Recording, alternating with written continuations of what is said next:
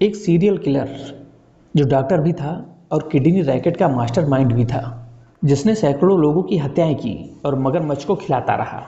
और जब वो जेल से बाहर आया, वो बन गया था एक पुजारी। ये कोई फिल्मी कहानी नहीं, ये हकीकत है। और उसे आज फिर एक बार पुलिस ने गिरफ्तार कर लिया। नमस्कार, मैं हूं अंकित सिंह और आज हम बात करने जा रहे हैं एक ऐसे अपराधी की जो एक समय में लोगों का इलाज करता रहा, लोगों को नया जीवन देता रहा, उनकी किडनियां बचाता रहा। लेकिन फिर वो कैसे लोगों की जानें लेने लगा, फिर बारी बारी कर कैसे 50 से अधिक लोगों को मौत के घाट उतार दिया और उन आरोपों में वो जेल भी गया। लेकिन कुछ दिन बाद वो जेल के बाहर आते ही बन गया एक पुजारी। लेकिन इस पुजारी बनने के पीछे का सच जो बेहद ही हैरान करने वाला था, एक खूनी सच। नाम है डॉक्टर देवेंद्र शर्मा, जिसे दिल्ली पुलिस ने हाल ही में राजस्थान से गिरफ्तार कर लिया। बल्कि कई अहम मोड़ हैं। तो चलिए बताते हैं कि इस कहानी की हकीकत क्या है। देवेंद्र शर्मा जो उत्तर प्रदेश के अलीगढ़ का रहने वाला था, साल 1984 में बिहार से BMS यानी आयुर्वेदिक डॉक्टर की पढ़ाई की थी और फिर राजस्थान के बंदी क्वीन में जनता क्लिनिक खोला।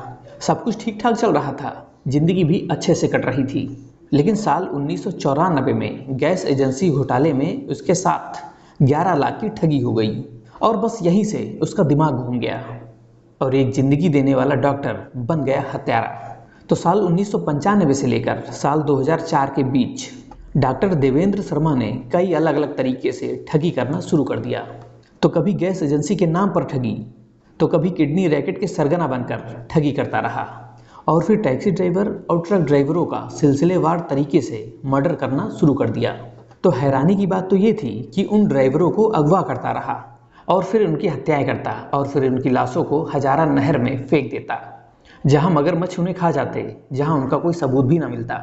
तो साल 1998 से लेकर साल 2004 के बीच देवेंद्र शर्मा ने एक और डॉक्टर अमित के साथ मिलकर चलाया एक बड़ा किडनी ट्रांसप्लांट रैकेट, जहां लगभग 125 से भी ज़्यादा ट्रांसप्लांट किए और हर ट्रांसप्लांट का मिलता उसे 5 से 7 लाख रुपए।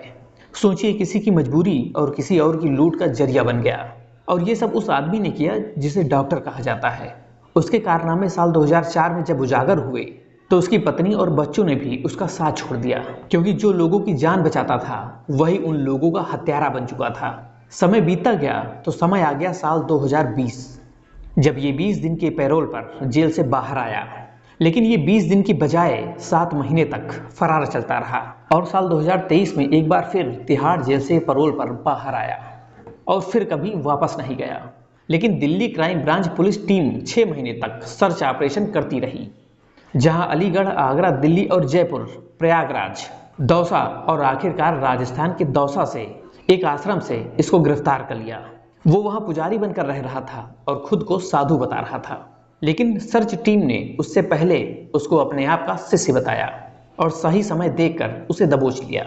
तो गिरफ्तारी करने के बाद उसने खुद कबूल किया कि वो जेल न लौटने की प्लानिंग कर रहा था। हत्या, अपहरण, लूट जैसे कुल 27 संगीन केस दर्ज हैं, जहां 7 मामलों में उम्र कैद तो एक में मौत की सजा हो चुकी है। लेकिन बावजूद इसके भी उसको पैरोल मिलती रही और वो इसका गलत फायदा उठाता रहा।